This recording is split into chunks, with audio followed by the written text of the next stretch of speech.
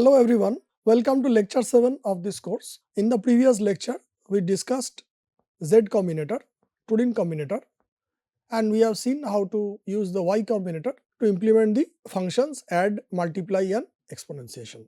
Today we are going to discuss charged numeral, successor function, add function, multiplication, exponentiation, the functions for multiply and exponentiation, iszero function, charged numerals.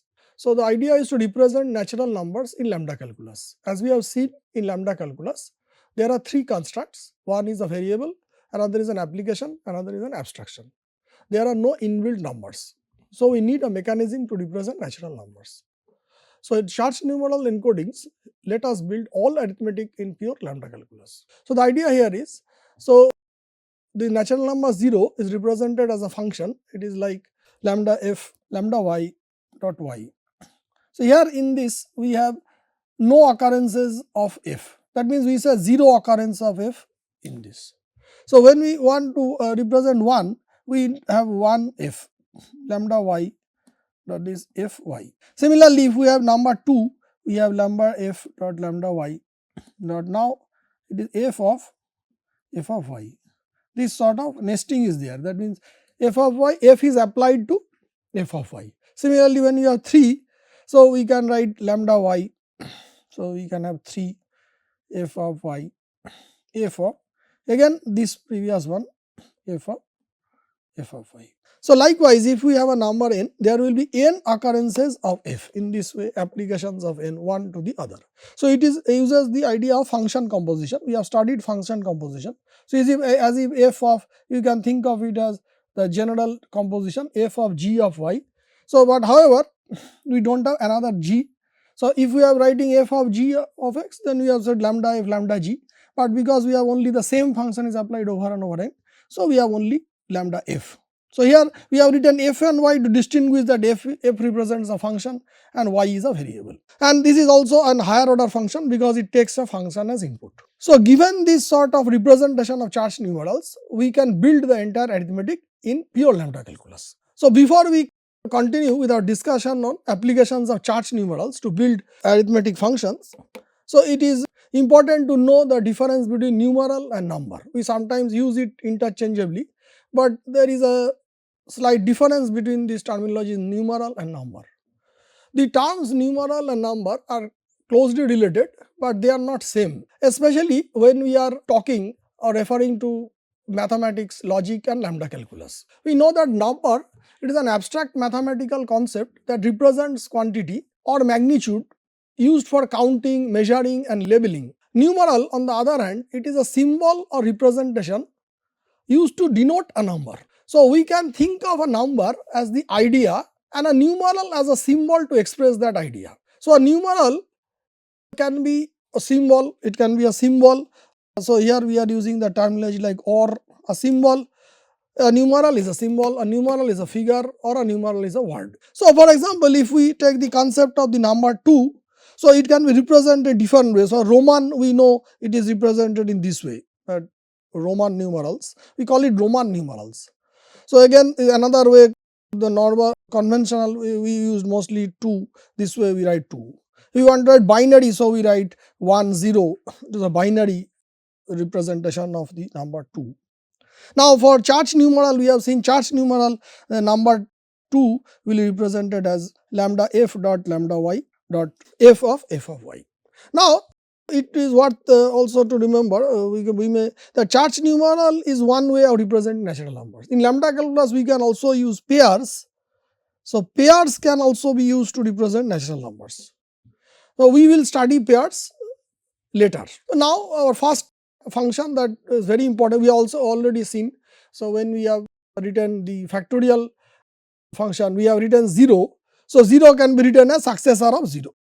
1, we have written iszero 1 is 1. So, it can be written as successor of 0.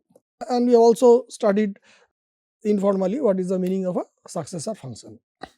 So, successor function is the most fundamental arithmetic operator on charged numerals in the lambda calculus, and we know that it is n is represented as n times applications of f on x, and then successor should map number n to a number n plus 1. So then if I have a representation for n, then all I have to do is I have to add one extra f. That means I am applying f to an existing term for n. So this is the term for n, I am using an extra f, and that is what successor is going to give us n plus 1. So now we have to design the successor function. So the successor function is written this way. So lambda n dot lambda y dot f of n of f of y. So assume that this is given, then we will first try to work out for when n is equal to 0, n is equal to 1 to get some insight, and then we will try to establish whether it is possible to design this from scratch and based on whatever existing knowledge that we have. So first we will work for a successor of 0. So successor of 0 is lambda n, lambda f, lambda y, f n, f y. So this whole thing is applied to 0. So this by beta reduction we are going to get lambda f, lambda y, f 0, f y. Now we evaluate the 0 f y. 0 we know it is lambda f, or we can use other variables also, lambda u, lambda v, then u of u, it will be only v, so it will be applied to fy. So beta reduction will take away lambda v, u does not occur, so it will be lambda v dot v. In this body u does not occur, so f will not come here, so it will be y. So it will beta reduction, we are going to get y. So if you substitute here, so we are going to get lambda f, lambda y dot f of y, and this is representing the number 1. So successor of 0 is 1, that we have verified. So this part is verified. So that means our claim that this function is representing successor, it is indeed so. So we will do now successor of 1. So successor of 1 will be again lambda n, lambda f, lambda y, f of n f y, this is 1. So it will beta reduction give us lambda f, lambda y, f 1 f y. Now we have to do 1 f y, as before we are going to do 1 f y, that is equal to lambda u dot lambda v dot u of u v. So now it will be u v f of y. So beta reduction will give us lambda v dot u will be replaced by f and it will be v, then y, beta reduction it will be f of v will be replaced with y, so we are going to get f of y. So 1 fy is fy, so 1 fy will be fy. So that means this term that we had here, we are going to get lambda f, lambda y, f of fy. So this is representing the number, so the 2 is represented in this way. So successor 1 also we have verified that successor 1 it is yielding us 2. So from these 2 examples that we have worked out the behavior of successor, we want to see whether it is possible to design the successor function from scratch. So our approach then would be that since successor is taking, this function successor is taking as input n, so there must be lambda n. Lambda n has to be there because it is the parameter where n is going to come. So that means n must occur somewhere in the body of the function. So the idea here is if we can extract from n, that is the charged numeral corresponding to n, the body of n. That is the body of n. Body of n is this number of occurrences of f. That means if n, then there will be n number of occurrences of f in that body. So if n is 1, for example, we have seen there is 1 occurrences of f. There is 1 occurrence of f. If it is 2, there are 2 occurrences of f. So if there are n, there will be n occurrences of f. So that means n, any number n, we know it is represented as lambda f, lambda y.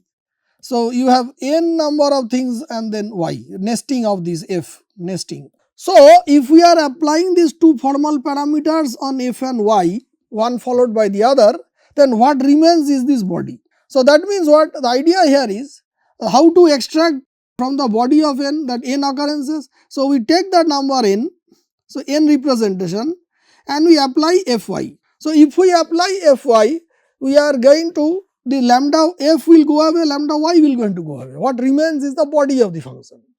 So that means we now know this represents the n, the body of n. So all we have to now do is to have n plus 1. So, apply f to this. So, this is the extra f, extra f. So, now here extra f when we are doing, here at this point we do not have any lambda. So, it is an application, but it is we have to represent in a charge numeral. Now, you know charge numeral has two parameters, lambda f, lambda m. So, that means this function herein should have lambda f, lambda y. This corresponds to the charge numeral part. So, we took the body and we now have an abstraction. So, that is giving me the charge numeral. So, this body gave us the n plus 1 part, and now we have introduced the charge numeral parameter. So, we got n plus 1. So, then n is occurring here. So, what we now have is, then idea is this part will be the charge numeral part. This is the abstraction. Now, application gave us the entire thing. So, we gave n, this gave us the body of n, we have applied one more. So, we got n plus 1, and this is the parameter n. So, this is the successor function which we have designed now, and we can do it. Even if we had no idea of successor function, we can do it based on the, by at least looking at the behavior of the function. So, now we can put it together, these things we can put it together, the mechanical way of doing it. So, the structure of successor will be, because we are representing a charge numeral, n is an argument and it has to be lambda f, lambda y, and this is that something. This will be the structure, initial starting we have to say lambda n f of y, this has to be the structure. That means the something is the body that will be there. Then that something we know there has to be one more f than that in n. So, then in something we can then rewrite it as f, then within that you have this part, you have f, within this you have something part. Now, since n is a parameter, so n must occur somewhere, and m is occurring in this part. So, we rewrite that as n. So, then this part now becomes n, that something part. Now, how to get the body? As we discussed, we have to apply f and y. So, now this part becomes f of y. So, now we have then n f of y. Putting all these things together, we get f of y, f of y, then we have f and got this. So, thus we have obtained the successor function. So, now we have also studied successor function and we have studied predecessor function. In factorial function, we said f of n minus 1. So, there f n minus 1 we replaced as a predecessor function. So, is 0 n is 1, that is successor of 0, and then f of n minus 1 is predecessor of n. Now, unlike the design of successor function, the design of the predecessor function, that means obtaining lambda term for predecessor function, is hard. So, because why, when we are designing successor function, what we did, we simply added one more application of f. Whatever we had a one, now we are adding one more application of f of something, that means we are applying f one more time. However, that means the reverse operation would be, if I have n plus 1, I have to get n. So, that means that we have to undo that application of that extra f. So, that is called the unapplying of the function f. Now, unapplying is a very problematic thing to do in lambda calculus, and it is said that the mathematicians that time, they felt that it is a real problematic situation. So, they were trying to come up with an efficient way of solving this problem. So, Stephen Kleene found an effective way to define the predecessor function, so which was a long standing problem in lambda calculus, and this way that he found is also sometimes called the wisdom tooth trick. So, it is said that Kleene invented it during a visit to a dentist. So, Stephen Kleene was an American mathematician. He was also a student of Alonzo Church. Kleene, along with Rosa Peter, Alan Turing, Emil Post and others, is best known as a founder of the branch of mathematical logic known as recursion theory, which subsequently helped to provide the foundations of theoretical computer science. Kleene's work grounds the study of computable functions. A number of mathematical concepts are named after him: Kleene hierarchy, Kleene algebra, the Kleene star or the Kleene closure, Kleene's recursion theorem and the Kleene fixed point theorem. He also invented regular expressions in 1951 to describe Macula-Pitts neural networks and made significant contributions to the foundations of mathematical intuitionism. Now, having discussed the successor function, now we will try to see whether we can generalize it. Successor function is adding 1 to n.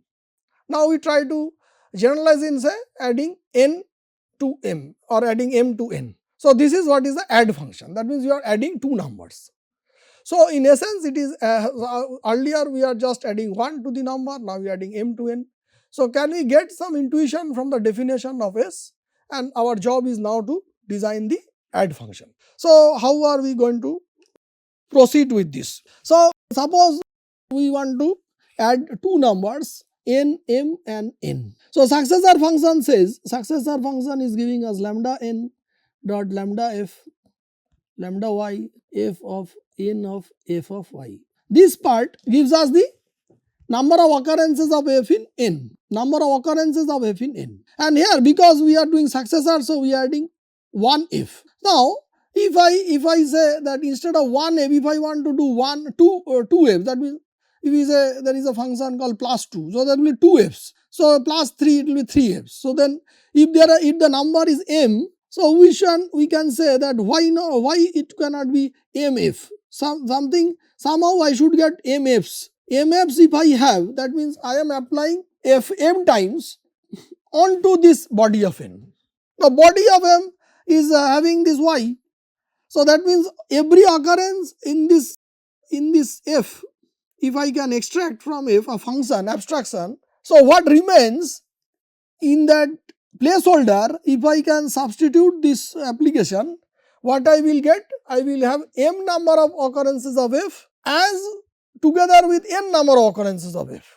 So, this together we are going to get m plus n occurrences of f. Now, how to do this part? So see, m is again a lambda term. So, m will be something like lambda f lambda y, here it will be, say suppose, so it will be some f m y. Now, here I want to get an abstraction. So, if I do m of f, what I will get is, I will get lambda y dot f will not change, only this lambda f will be not there in this one. So, f will be f of m of y. So, it remains unchanged because f is replaced with f, so we are going to get this. So, what it says, now this body says it has m number of f's, and now it is an abstraction. So, that is a placeholder to take on something. So, that means if I apply this mf onto n, so that means what I am going to get is, I am going to get f of m of f of m, that y is a placeholder, I am going to get here n. So, that means what? N is what? N is n number of f's, and this is f number of f's. So, these combined together we are going to get m plus n, f plus n of y. This is what we are going to get, and our job is done. So, the thing that we replace here as a small change will create the add function. So, we do replace f with m of f. We must have an abstraction here, because otherwise we cannot apply it to this argument. It will be n of, this will be the argument for mf. So, it will be nfy. So, thus what we have is, then we can mechanize this procedure as, so there are two parameters now. So, lambda m, earlier it was one parameter, now we have two parameters. So, we have lambda m, lambda n, fy something. Try to get n f's. We now know by the technique in successor function that it should be nfy. So, that something, then we can rewrite that something as that something here which will be applied to this. So, this will be an application part, application like term, and the red part now is an abstraction. So, that is that something. Now, in order to consume this one, we need an abstraction. So, we need rewrite this one as mf. This creates an abstraction because m has two formal parameters. If I consume one, I am left with one. So, I have now an abstraction. This abstraction will consume this nfy. So, I will get a body, and this m and n goes away when we apply m and n. So, again we are going to get, the yield will be a charged numeral because it is lambda f, lambda y and this. So, we are going to get a charge. Now, you see that the add function that we have obtained here, this is non-recursive. Recall the earlier one, we defined add function as a recursive function. So, using y combinators. So, we started with the definition of add, which is a recursive function. Now, recursion cannot be implemented directly in lambda calculus. So, we used a y combinator, and we said y of, if we write parameterized of this add function. So, then we had the definition. However, if you see, it uses spread, it is successor, iszero, and the term itself is very long and a pretty long this length of the function, and non-recursive function that we had here is relatively very small and is also intuitive. And means add function is we can obtain mechanically using the using the recursive definition of add. Here too we can derive the add function, and that is quite intuitive. It is saying that you have to have mfs to replace by as if m plus nfs. That is the whole idea. So that is how we have got it. Now here in add function, these mn are they are to be Church numerals. So if we compare these two versions, one recursive one is obtained from the add and the y combinator. And the non-recursive, what we have done, we took the help of the successor function, make a small modification, f was changed to mf, and in that way we obtained the definition of add, and that is the non-recursive function. That is very easy and it is quite intuitive enough. Okay, so now we discuss the multiply function. So the non-recursive version of multiply is given as lambda m, lambda n, lambda f, m n f. Now you see we do not have any lambda y term here. Now it is not quite intuitive at this stage to suggest how we can get m n f from say add function. So idea here is that suppose we say m is equal to 2 and say n is equal to 3. So nf says that suppose we have nfs, that means suppose we have 3 and we want to say that nfs should occur say 2 times. So if it occurs 2 times, that means nfs plus nfs. So that means you are having 2 times nfs. Instead if we have 3 times, so nf plus nf plus that means 3. So that means what we are doing is this 2 is controlled by m. So this is m of nfs. So that means this is giving m multiplied with n. This is how we are going to proceed. So the idea here is, so we will work with m is equal to 2 and n is equal to 3 in this expression and see whether we can get some insight. So if we apply m and n, so this becomes, so lambda f 2 we are putting it here to for easy readability 3f. So now 3f, again we know mf, it will be lambda f, lambda y, we will write f3y and we are doing f here. So by beta we are going to get lambda y f3, f is replaced with f, so we do not get anything, f, y3f. So this is 3f, this is what we have obtained if we do 3f. Now if we do 2 of 3f, 2 is applied to 3f, so that means what we are going to get? We are going to get lambda f, lambda y, f of y. So this whole thing is applied to lambda y, f of 3 of y. So that means if by beta reduction we are going to this f will go away and f will be replaced with this one. So what we are going to get? Every f is replaced with this one. Every f is replaced with this term. So we can say so it will be lambda y f3 of y, that will be applied to lambda y f3 of y, and f comes here, then bracket, then y, and then we have this whole thing is applied to y. You see this is okay, I believe. This parenthesis is coming here and this is this fy we have. Now here we have fy, so we can apply this, y will go away, so we will get f3y. So f3y will be again, this part is the same as before, I am not writing. So f3 again will be, this is mn, so it is a higher precedence than abstraction. So again this y goes away, so we are going to get f6y. So this was lambda y, so 3f gave us we got lambda y.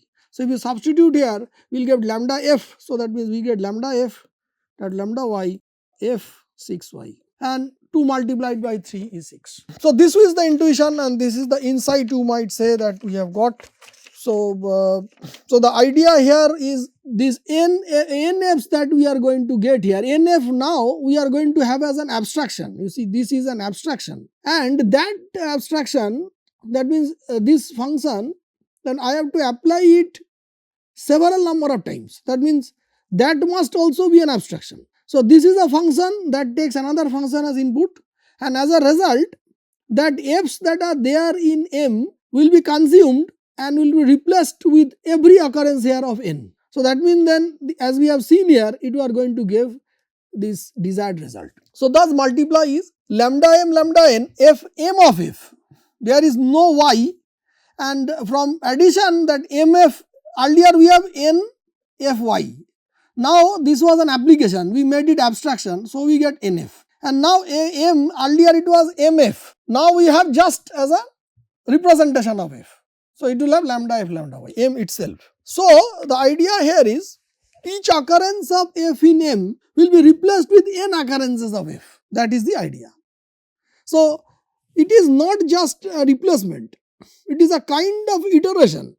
That iteration in the sense that you are applying the same function over and over again. F of this, then the result you are applying f. How long you are going to go? That is controlled by this M. So this is a kind of iteration that we do in lambda calculus in this way. So it is a combination of application and abstraction. The f of M will be replaced with an abstraction having n f's. So this will give lambda y dot this part, where this gives the body of the charge numeral for Mn. So we have lambda f dot y dot this part. So this was the multiply function. So now we will go to the exponentiation function. Now exponentiation function is lambda m nm. Now there is again no lambda y. So when you are the trend is when you are moving from addition to multiplication, so we that for lambda f lambda y we removed one. Now when you move from multiplication to exponent, we have removed both of them. Now so this term actually m to the power of n, it encodes m to the power of n. So this one, if n is equal to 3 and m is equal to 2, so we are going to get 2 to the power of 3, that is equal to 8. So this is what this function is doing. So if we again, to get the insight, we need to work out and get a feeling of the design of this function. So we do, if we do m is 2 and n is 3, m is 2 and n is 3. So if we use as a parameter to this one, so we are going to get 3 2. So I am passing it as these parameters. So I am going to get 3 2. So 3 2, if I substitute, I will get lambda f dot lambda y dot f of y. This will be applied to 2. We will keep it 2 as it is, and beta reduction will give us lambda y dot 2 of y. This will be helpful because it is easy to read. 2 of 2. So you have 3 2's and then y. So now let us do 2 of y first. So we will do lambda uv dot uv, u of v. This is our 2, u of v. So this by beta reduction, we are going to get lambda v dot y of v. So now you are having 2 y's. We are going to have 2 y. When we did 2 y, once we have applied 2 to y, we got 2 y's.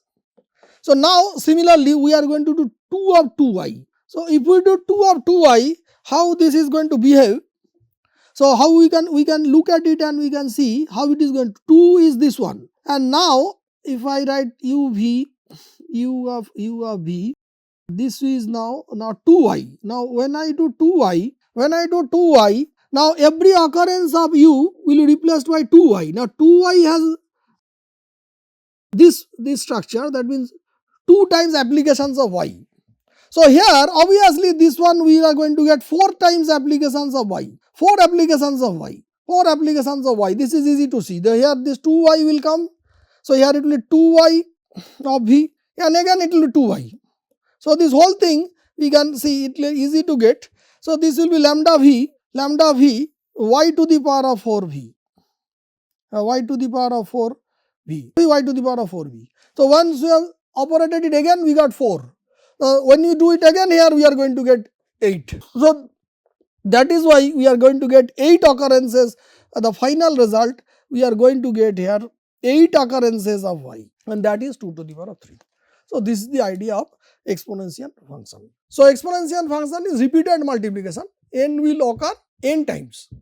So apply n to m. So having seen these basic functions, now we might discuss a little bit about proving some inequalities like simple or any term m plus n equal to say k. Suppose we want to prove m plus n is equal to, so 1 plus 2 is equal to 3 we want to prove. So this then is equivalent to saying add mn, where m is 1 and n is 2. So add mn we are going to apply that function non-recursive version, and then we will get a charge numeral for 3. We will compare with left hand side will give us this charge numeral 3, compare right hand side. So they are same, so we can prove this way. So this is the way to prove.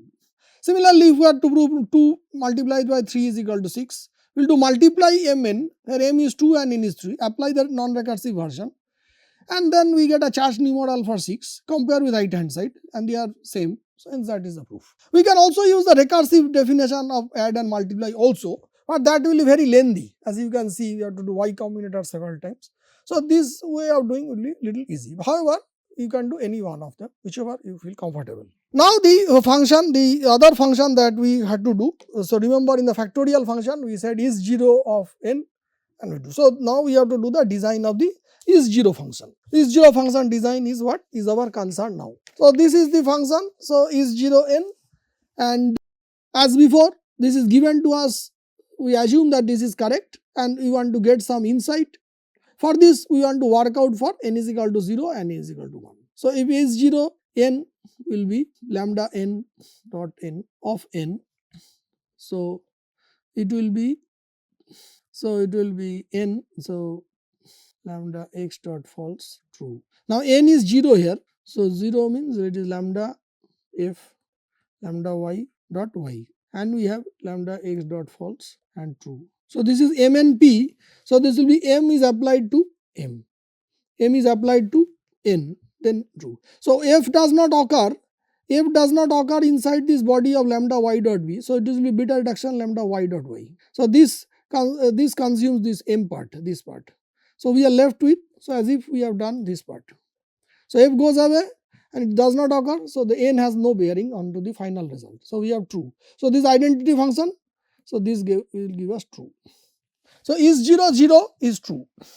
So iszero, that means 0 is 0 or not. So this will be true. So we know it will be true. So we have got this result here.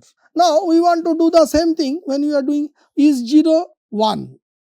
So that will be now 1 of lambda x dot false true. So 1 is now lambda f dot lambda y dot f of y, and it will be, so f will be replaced with lambda x dot false, beta reduction. So beta reduction, I am going to get lambda y, f will be replaced with lambda x dot false, and it will be true. Now y does not occur here in the body, so whatever we apply, it has no bearing on the final result. So we are going to get lambda x dot false, no, lambda x dot false y, sorry, lambda x dot false phi. So that y I missed out, so it will be lambda x dot x true, yeah. So you are going to get lambda x dot false, x dot else false, it will be false, y is replaced with true. So now again x does not occur here, it is a constant function, so this will be false. So iszero 1 is false. Likewise, if you have iszero 2 also, it will be false. So it will, because of lambda x dot false y, so y is consumed by true. So if I do 2 here also, if I have f of true, this part will be there, lambda x dot false will be there. So it is true, so then these extra terms will be there, but it is again mn structure. Now this is a constant function, applied to anything, it will be this body of this. So this body is false, so we have got false. So we have verified that in both cases, if it is 0 it will be true, other than 0 it is 1, 2 etc. we are always going to get false. So this expression that we have written there, that is correct. So iszero 2, I think that is quite straightforward, we have already seen, so we will not work out the again iszero 2. So then for the design, our first attempt to design the iszero function would be that we say n is a parameter here. So we start with lambda n dot something. So it will be, so because, so we can start with lambda n dot n false true. That will be our first attempt. So we feel say lambda n dot n false. So it will be n, so then false true. So if it is 0, it should give us true. If it is 1, it should give us false. So let us see if we evaluate it again. If we supply 1 here, so we are going to get lambda. So these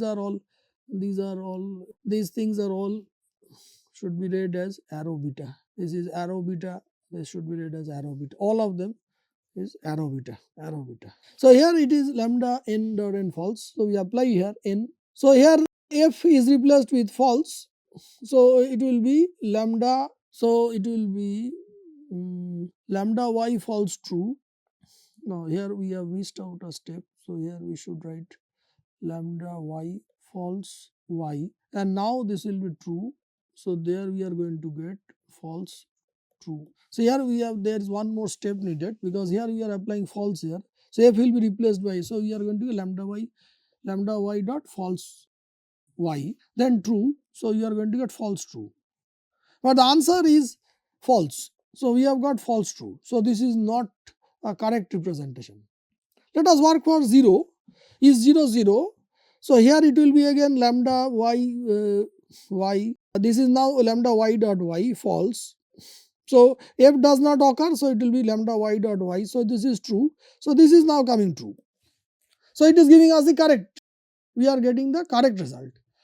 So the catch here is the second argument that we have here, that is correct. This one, because first time it has no use at all.